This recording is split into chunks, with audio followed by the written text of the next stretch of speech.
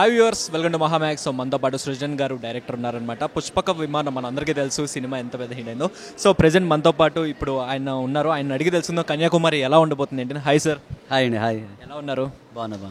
So Kanyakumari పేరు వింటేనే చాలా డిఫరెంట్గా ఉంది. ఎందుకంటే 1974లో కన్యాకుమారి పేరుతో రిలీజ్ అయింది. కమల్ హాసన్ గారు మూవీ ఉంది. ఆ తర్వాత మళ్ళీ మీదే. సో ఎలా అనిపిస్తుంది? నాకు ఆ పేరు చాలా ఇష్టం అండి. అది దుర్గాదేవి ఇంకో పేరు. So very happy. ఆ పేరులోనే ఒక వైబ్రేషన్ ఉంటుంది.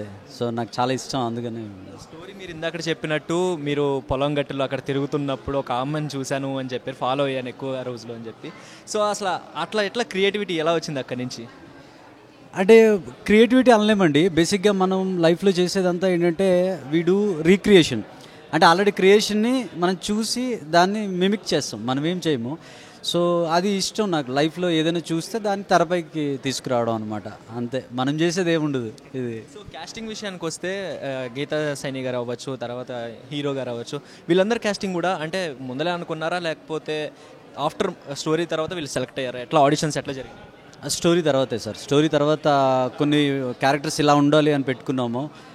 పెట్టుకొని పిలిచి ఆడిషన్స్ చేసి, అది కూడా కాకుండా ఒక 10 days టెస్ట్ లాగా, అంటే సీన్ చేయించడము, బాగా చేస్తున్నారా లేదని చూడడం, వర్క్షాప్లా చేసి then we selected.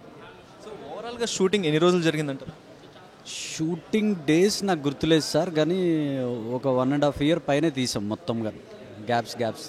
So teaser ఇందాక అన్నట్టు 1 year బ్యాకే రిలీజ్ అయింది. అప్పటి నుంచి ఇప్పటికి సో అంటే ఇంత పుష్ చేస్తున్నారు మీరు ప్రమోషన్స్ పరంగా కావచ్చు. సో ఎలా ఉండబోతుంది ఈసారి ప్రమోషన్స్ కానీ? సినిమా ఇప్పుడు 27th రాబోతుంది. 27th రాబోతుందండి. తక్కువ టైమే ఉంది. నేను ఒకటే నమ్మా, ఏంటంటే ఈ సినిమాని పెద్దగా ప్రమోట్ చేయాల్సిన అవసరం లేదు. కొంతమంది ఎవరైతే థియేటర్కి వచ్చి చూస్తారో వాళ్ళైతే ముందుకు తీసుకెళ్తారని నా ఫీలింగ్. ఆర్గానిక్ లవ్ స్టోరీ అని చెప్తున్నారు. ఆర్గానిక్ లవ్ స్టోరీ అంటేనే జనరల్గా మనకి ఫార్మింగ్ ఇవన్నీ చూపిస్తున్నారు కాబట్టి, సో మీ క్యారెక్టర్ అంటే ఈ సినిమా స్టోరీ ఏదైతే ఉందో మీ రియల్ లైఫ్ క్యారెక్టర్కి ఎంతవరకు సింక్ అవుతుంది అంటారు?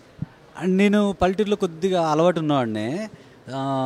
రియల్ లైఫ్ క్యారెక్టర్ అంటే చెప్పలేము. ఒకటే కామనాలిటీ ఏంటంటే నాకు పొలాలు, ఊర్లు అంటే ఇష్టం. అక్కడ వరకు నేను చెప్పగలుగుతాను. సో మీరు ఇందాక అన్నట్టు లైక్ నేను నా గోల్డ్ రింగ్ చైన్ అన్నీ అమ్ముకుని దీని మీద పెట్టాను అని చెప్పి ఇన్వెస్ట్ చేశాను అంటే సినిమా మీద ఎందుకు సార్ అంత పిచ్చి? ప్యాషన్ అండి. ఇది ఇష్టం, బాగా ఇష్టం. సినిమా అంటే చాలా ఇష్టం. ఇంతకుముందు నేను సాఫ్ట్వేర్ జాబ్ చేసేవాడిని, మంచి శాలరీతో చేసేవాడిని. అది వదిలేసి తర్వాత చాలా స్ట్రగుల్ అయ్యాము.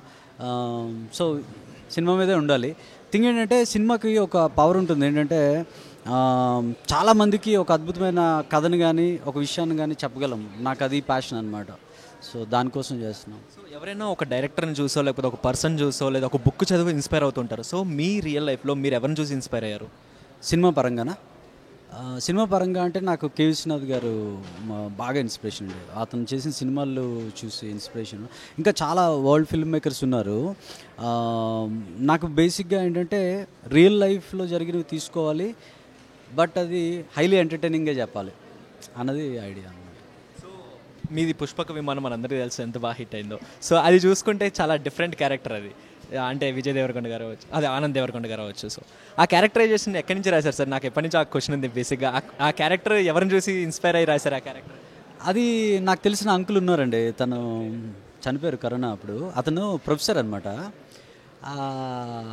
అతను అలా ఉంటారు బేసిక్ కొద్దిగా. అక్కడి నుంచి పట్టుకున్నాను అనమాట.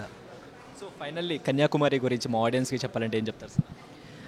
August 27th వినాయక చవితికి వస్తుంది. మీరు ఫిల్మ్లో నవ్వుకుంటారు, కొద్దిగా ఏడుస్తారు, చివరికి చాలా రోజుల తర్వాత ఒక గొప్ప సినిమా చూసాం రా అనే ఫీల్తో బయటకు వస్తారు. మర్చిపోయిన ఒక క్వశ్చన్ అడగటం. సో మధుశాలిని గారిని ఎలా అప్రోచ్ అయ్యారు? ఆవిడ ప్రజెంట్ చేయడానికి రీజన్ ఏంటి? ఎవరో ఒకళ్ళు చూసినాం, సపోర్ట్ కోసం చూసినాము. మ్యూచువల్ ఫ్రెండ్ ద్వారా అప్రోచ్ అయ్యాము. తను అప్పుడే టీజర్ చూసి ఇష్టపడి ఉన్నారు. సో సినిమా చూస్తామంటే చూపించాం అనమాట. అక్కడ నుంచి షీఈ్ part of us. All the best and congratulations sir. Thank you అండి.